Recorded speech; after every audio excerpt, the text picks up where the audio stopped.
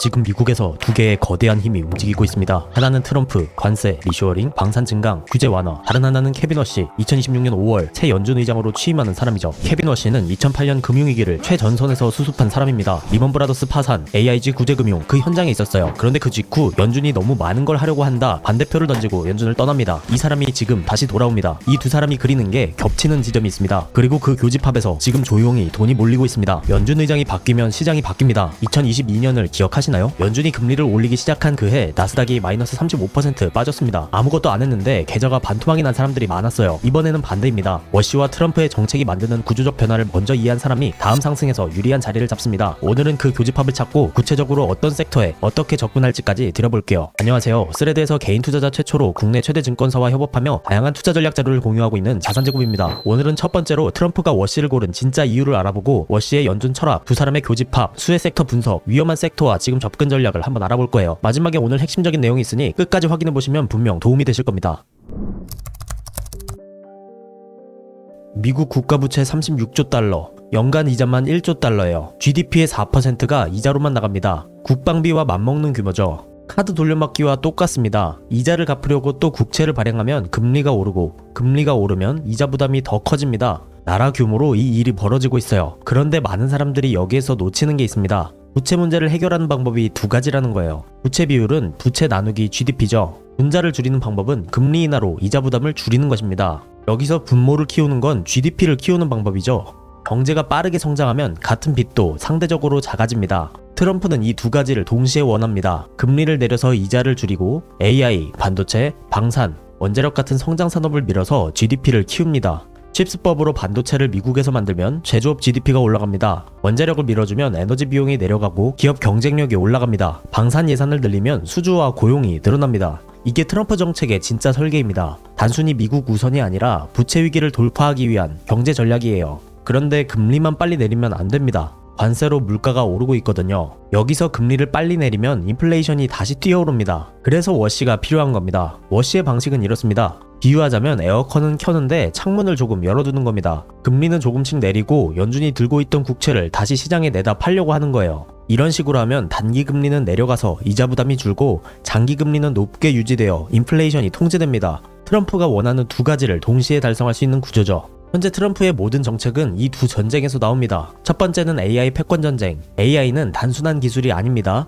다음 세대의 경제, 군사, 외교를 지배하는 인프라입니다. 중국이 2030년 AI 1위 국가를 국가 전략으로 선언했습니다. 엔비디아 칩이 중국 군 자율무기에 들어가면 안 됩니다. 이게 반도체 수출의 규제와 칩스법의 진짜 이유예요. AI 경쟁에서 이기려면 세 가지가 필요합니다.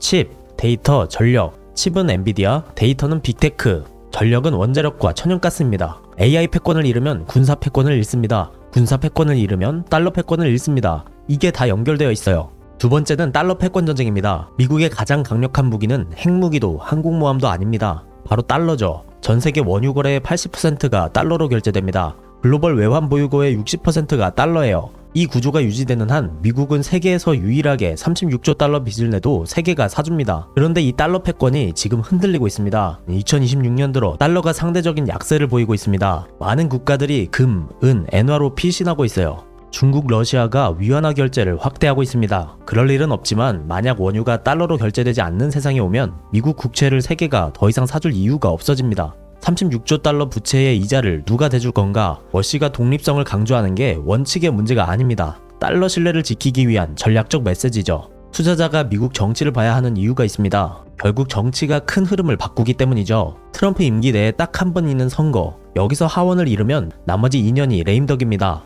OBBBA도 흔들립니다. 미국 유권자가 가장 민감하게 반응하는 건 주유소 기름값과 장보기 물가입니다. 금리가 내려가면 모기지 금리가 내려가요. 주택시장이 살아납니다. 중산층 유권자들이 기뻐합니다. 중간 선거 전 최소 한 번에서 두 번의 금리 인하, 워시의 방향과 맞아떨어집니다. 부채 위기의 해소, 미국 패권 유지, 중간 선거의 승리, 이 세 가지 목표를 향해 트럼프는 정책을 만들고 워시는 통화 환경을 설계하고 베센트는 재정을 집행합니다. 트럼프가 설계자라면 워시는 통화 엔진, 베센트는 재정 엔진입니다. 이 세 사람이 같은 방향을 보고 있어요. 이제 워시가 연준에서 뭘 바꾸려는지 조금 더 구체적으로 들어가 볼게요. 워시가 바꾸려는 건 세 가지입니다. 첫 번째는 커브 스티프닝. 왼손으로는 금리를 내리고 오른손으로는 채권을 팝니다. 단기 금리는 내려가고 장기 금리는 높게 유지됩니다. 수익률 곡선이 가팔라지는 것, 이게 커브 스티프닝입니다. 왜 이게 금융주에 좋냐? 은행은 단기로 빌려서 장기로 빌려주는 구조입니다. 이 스프레드가 넓어질수록 은행의 이익이 늘어납니다. 이걸 순이자 마진이라고 해요. 실제로 JP모건은 2026년 초 마켓 수익이 17% 급증했습니다. 워시 지명 발표 이후 금융주가 S&P 500을 아웃퍼폼하는 이유가 여기에 있어요. 두 번째는 포워드 가이던스 폐지. 지금 연준은 앞으로 금리를 이렇게 하겠다라고 미리 알려줍니다. 바로 점도표를 통해서요. 워시는 이걸 없애겠다고 했습니다. 2023년 월스트리트 저널 기고에서 직접 썼어요. 연준은 예측 사업에서 손을 떼야 한다. 선생님이 시험 문제를 미리 알려주면 학생들이 공부를 안 합니다. 그 문제만 외우거든요. 워시는 이 구조를 끊겠다는 겁니다. 시장 입장에서는 변동성이 커지게 됩니다. 그런데 장기 투자자에겐 오히려 기회예요. 과도한 반응이 오면 그게 매수 자리가 됩니다. 이 흐름이 바로 5월부터 시작되죠. 세 번째는 은행 규제 완화입니다. 워시는 미국을 세계 은행들이 가장 하고 싶은 나라로 만들겠다라고 직접 발언했습니다. 바벨 규제에 강하게 반대하면서 미국만의 새로운 규제 체제를 만들겠다고 했어요. 은행들이 더 자유롭게 대출하고 M&A를 하고 배당을 하고 자사주를 매입할 수 있게 됩니다. 금융주의 직접적인 호재가 되죠. 그리고 유동성은 금리 말고도 풀리는 게 있습니다. 많은 사람들이 유동성은 금리 인하라고만 생각합니다. 틀렸습니다. 재무부 일반 개정, 이 TGA 장관은 베센트 재무부 장관이 5월 이후 여기에 쌓인 현금을 시장에 방출한다고 직접 말했어요. 부채한도 협상과 맞물려서 재무부가 저장해놨던 현금이 시장으로 흘러나오게 되죠. 금리 인하 없이도 유동성이 공급되는 경로입니다. 그리고 전쟁, 이란 전쟁으로 미국 정부가 방산 지출을 늘리고 있습니다. 이 돈이 방산, 에너지, 인프라 기업으로 직접 흘러갑니다. 정부 지출이 특정 섹터로 가는 유동성이 되는 것이죠. 워시가 금리를 천천히 내려도 시장에 돈이 풀리는 구조는 이미 만들어져 있습니다. 그리고 그 돈이 향하는 방향이 교집합 섹터들이죠. 그럼 이제 이 인물들의 교집합이 만드는 기회를 찾아볼게요. 워시와 트럼프, 각자의 역할은 다르지만 원하는 방향이 겹치는 지점이 있습니다. 그 지점에서 구조적 수혜가 만들어져요. 첫 번째 교집합은 규제 완화입니다. 워시는 은행 규제 완화, 트럼프는 에너지, 금융, 테크 규제 완화. 방향이 같습니다. 규제가 풀리면 기업 비용이 낮아지고 M&A가 활발해지고 배당과 자사주 매입이 늘어납니다. 금융주, 에너지주가 직접 수혜죠. 두 번째 교집합은 미국 실물 경제로 자본이 이동한다는 겁니다. 워시는 연준이 시장을 떠받치는 역할을 줄이겠다고 합니다. 그러면 자본이 금융자산보다 실물 경제로 향해야 한다는 논리입니다. 트럼프는 관세로 리쇼어링을 추구합니다. 둘 다 미국 제조업과 실물 경제로의 자본 이동을 원하는 겁니다. 공장을 미국 안에 지으려면 건설, 기계, 전력, 물류가 필요합니다. 바로 산업재와 인프라의 수혜가 되죠. 세 번째는 에너지 독립입니다. 트럼프의 에너지 생산 확대, 워시의 인플레이션 통제, 에너지 공급을 늘리면 물가가 내려갑니다. 두 사람의 목표가 같은 방향에서 만납니다. 에너지 인프라, 원자력, 천연가스가 수혜를 받죠. 네 번째 교집합은 AI 패권 유지입니다. AI에서 미국이 중국을 앞서야 한다는 게 트럼프의 전략입니다. 달러 신뢰를 지키는 워시의 역할도 결국 미국이 세계 경제 패권을 유지해야 한다는 전제에서 나옵니다. 반도체, 방산 AI, 현금 창출력이 강한 빅테크가 수혜를 받죠. 그럼 섹터별로 자세히 어떻게 접근하는지 알아볼게요.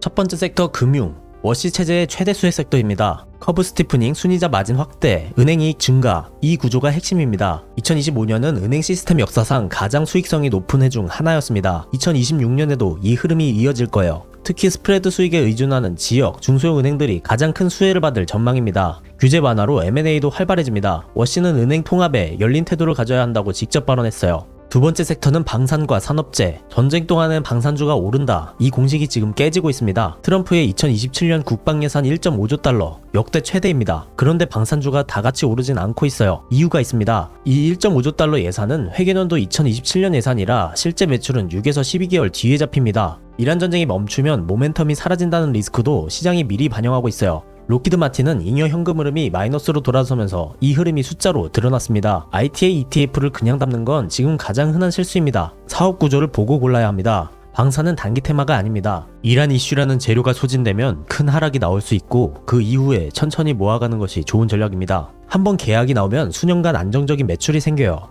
여기에 AI 군사 응용까지 더해지면서 방산과 AI가 만나는 구간이 열리고 있죠. 팔란티어의 전장 AI, 자율 드론 시스템, 이게 다음 사이클의 핵심입니다. 리쇼어링 공장 건설이 본격화되면 건설, 기계, 물류 수요가 늘어나면서 산업재도 같은 방향을 갖게 되죠. 세 번째 섹터는 에너지, 원자력, ESS입니다. AI 데이터 센터 하나가 도시 하나 수준의 전기를 씁니다. 구글은 2026년 AI 인프라에만 1,750억 달러를 투자합니다. 이 전력 수요를 24시간 안정적으로 공급할 수 있는 건 원자력과 천연가스이죠. 태양광, 풍력과 달리 날씨의 영향을 받지 않기 때문이에요. 트럼프 정부는 웨스트하우스 원전에 800억 달러 금융 지원을 승인했습니다. 마이크로소프트, 구글, 아마존이 직접 원자력 구매 계약을 체결하고 있어요. 빅테크가 직접 원자력 전력을 사겠다는 겁니다. 여기서 한 가지 더 봐야 합니다. 전력을 만드는 것만큼 중요한 게 저장하는 겁니다. 원자력과 재생에너지가 늘어날수록 에너지 저장 시스템 수요도 같이 폭증합니다. 전력망이 불안정할 때 데이터 센터를 지키는 게 배터리, ESS예요. 전기차 전환이 느려지면서 2차 전지 수요가 줄 것 같다고 생각하시는 분들이 있는데 ESS 수요는 오히려 지금부터 본격화됩니다. 이건 단기 테마가 아닙니다. 전력 생산, 저장, 공급, 이 전체 밸류 체인이 10년 이상 가는 구조적 트렌드죠. 네 번째는 금입니다. 달러가 흔들릴 때마다 금이 반응합니다. 미국 재정 불안, 중앙은행들의 금매입 지속, 세계의 구조적인 인플레이션, 이 네 가지 구조적 강세 요인이 동시에 살아있습니다. 하지만 현재 추세는 고점과 저점을 낮춰가는 하락 추세에 있기 때문에 상승하는 데는 시간이 조금 더 걸릴 것으로 보입니다. 다섯 번째 섹터는 빅테크, 고퀄리티 성장주예요. 빅테크를 하나로 묶어서 보면 안 됩니다. 기준은 단 하나, 현금 창출 능력이에요. FCF가 강한 메가캡, 마이크로소프트, 알파벳, 메타, 애플은 금리가 높아도 자기 돈으로 운영을 할 수 있습니다. 외부 자금에 의존하지 않아요. AI 수혜를 직접적으로 받고 규제 완화로 M&A 재개가 기대되죠. 반대로 수익 없이 미래 기대로만 버티는 성장주는 금리가 오래 유지되면 압박을 받습니다. 이 둘을 구분해야 합니다. 그럼 반대로 위험한 섹터는 뭘까요? 고레버리지의 성장주는 금리가 오래 높게 유지되면 멀티플이 압박을 받습니다. FCF 수익률이 2% 이하인 종목은 금리 인하 없이는 버티기 어려운 밸류에이션이죠. 상업용 부동산은 장기금리 유지, 코로나 이후 오피스 수요 감소로 리파이낸싱 비용이 급증합니다. 2025년에 조용히 쌓인 상업용 부동산 부실이 2026년에 표면화될 가능성이 있어요. 또 장기 채권은 워시가 대차 대조표를 줄이면 국채 공급이 늘어납니다. 장기금리 상승 압력이 생기죠. TLT 같은 장기채권 ETF는 금리가 오를수록 가격이 내려갑니다.